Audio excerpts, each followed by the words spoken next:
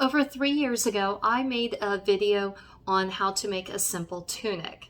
And I've recently had it pointed out to me that the music was distracting in the video, plus I did not give any verbal instructions on what I was doing to explain what or how to do what I was doing to make a tunic.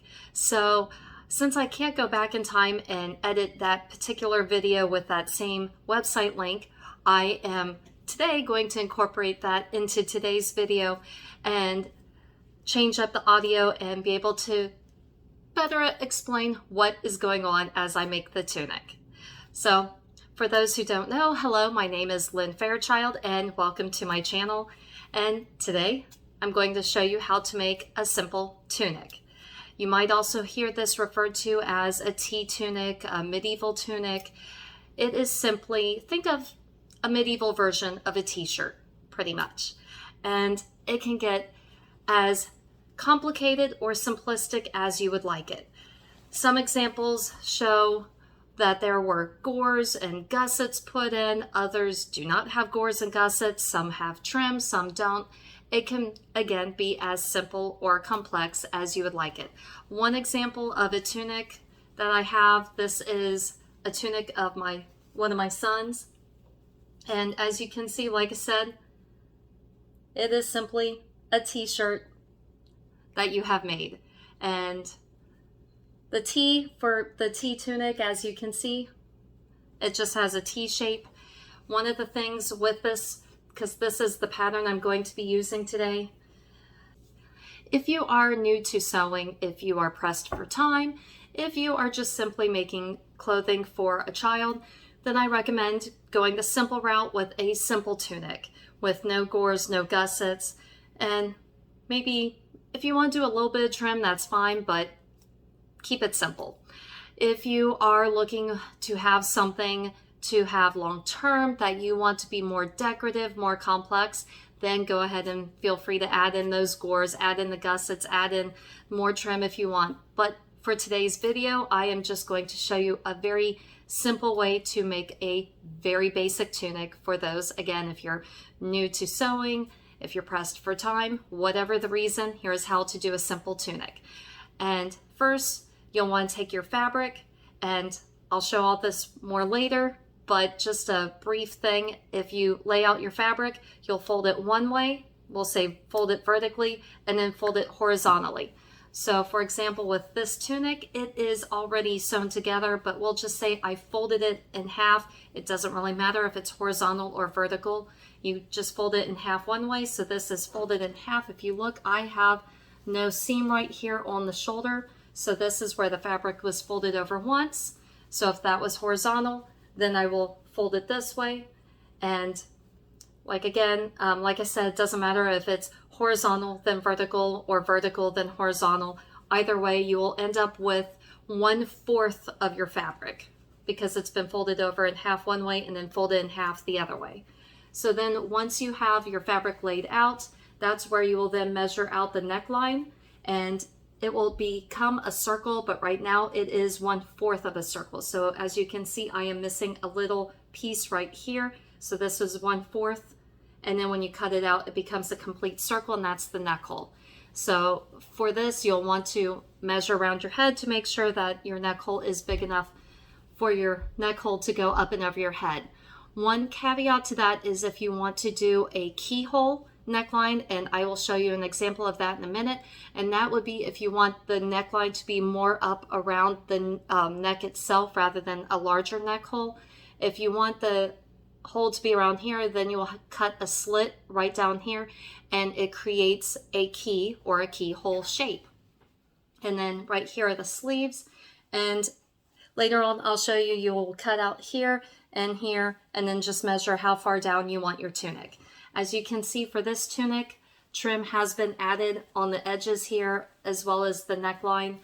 Again, you don't have to add trim if you don't want. You can keep it as simple as you want. And one thing with today's pattern that will make it even more simple for you if you are, say, nervous about wanting to or not wanting to do any measurements is get a t-shirt. Get a shirt that you already own. Take your shirt and fold it in half, you will lay it on your fabric and put this fold right here where you folded it in half, put this fold on the fold of the fabric, and this will be your guideline. Let me show you what I'm talking about. So here I am using scrap fabric to make a tunic for one of my children, and I have folded over the fabric vertically, and I'm making sure everything is nice and flat, get all of the wrinkles out. And here is the fold on the top. This will become part of the shoulder seam. Now I'm going to fold the fabric horizontally, so it has now been folded vertically and then horizontally. If you choose, you can do it horizontally, then vertically. So now I have my shirt, and I'm going to lay it on the fold. And here I am marking along where the shirt is, where the seam is, or the edge of the shirt, and then that's going to become the side seam of my tunic. Now that I have measured out where the sleeves and the side as well as the neck hole should be, now I'm going to cut everything out. Right here I am cutting out the neck hole.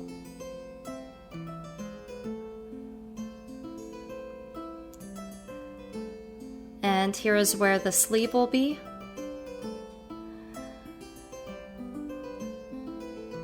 And now I'm cutting along the side of the tunic. Now that everything is cut out, I'm opening it up.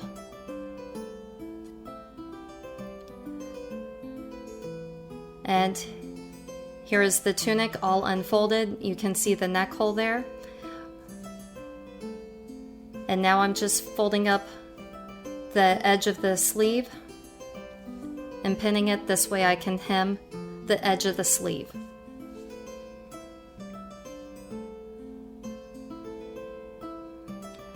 Now that I have both sleeves hemmed, I am also now going to start pinning the fabric along the neck hole.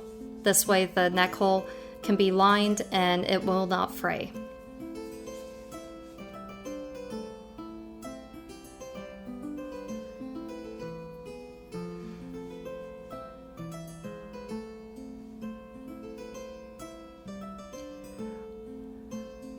For this, I like to just simply use a straight long piece of fabric, and as I pin, I will then just fold the fabric over a little bit and pin it again.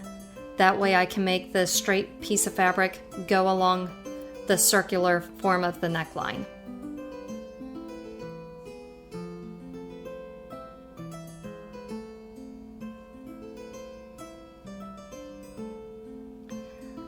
Now I have the neckline all pinned. Now it's time to sew both the neckline and the edge of the sleeves.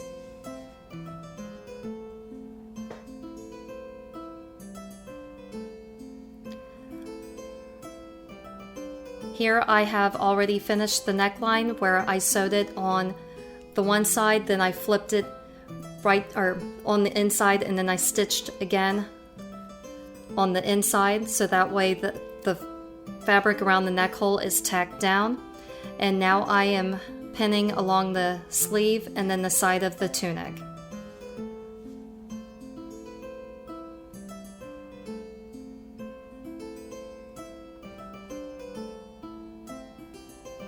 Now I have sewn both sides of the tunic, and now I am rolling up the hem of the tunic. I'm rolling it up to pin it, and then that will also be sewn.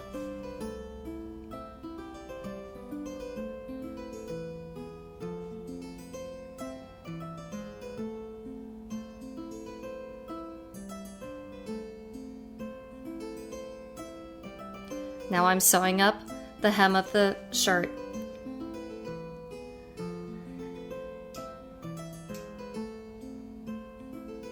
And here is the completed tunic.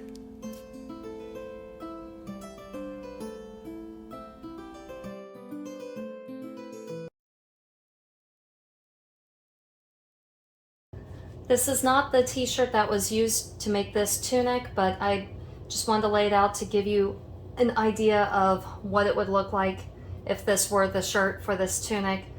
So the fabric's been folded over once, folded over again. So here is the fold, and then the fold of the shirt goes right here. And then here's the neckline.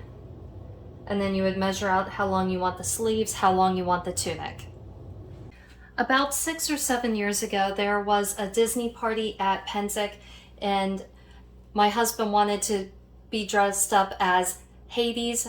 The theme was to make a medieval style Disney outfit for the party at Pennsic. So he wanted to go as Hades, and so I made him a very long ankle length tunic. And so with this tunic, you can see I added in the trim, and it's a very long tunic.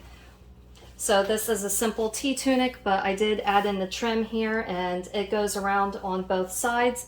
But mainly I wanted to show you what a keyhole neckline would look like. So this is the top part of the tunic.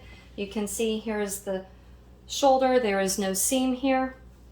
And the sleeves, here is the side with a seam. And the keyhole neckline is right up here because my husband wanted the neck hole to be closer to his neck and not have such a wide neckline. So with that, I did the keyhole. So when doing a simple keyhole neckline, it may pucker a little bit on you. It did on me.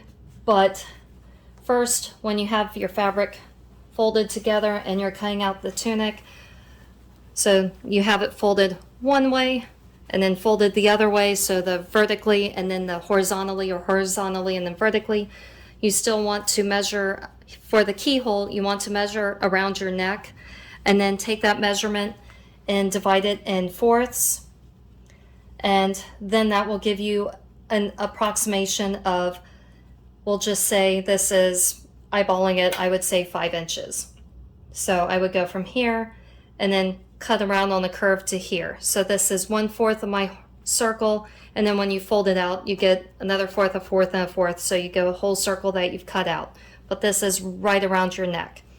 Once you have cut out your neck hole, then right here on this fold here, you will then cut down a slit, but only on the front side. This is the back side right here. You do not want to cut that. You only want to cut on the front and measure down on the fold how far down you want to go. How long do you want this keyhole to be, so that way you can get the neck hole up over your head when you put your tunic on.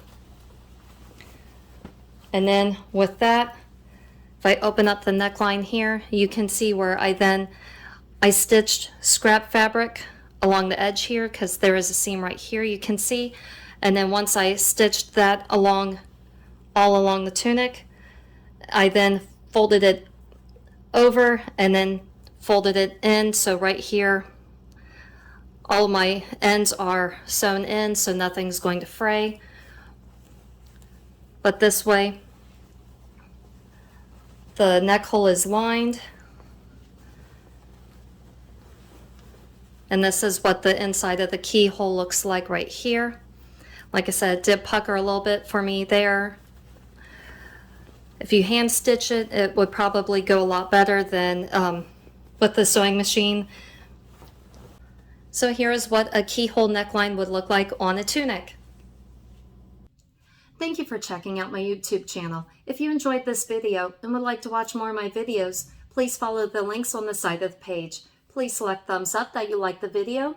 It helps with the algorithm. If you have any questions or comments, please post them below.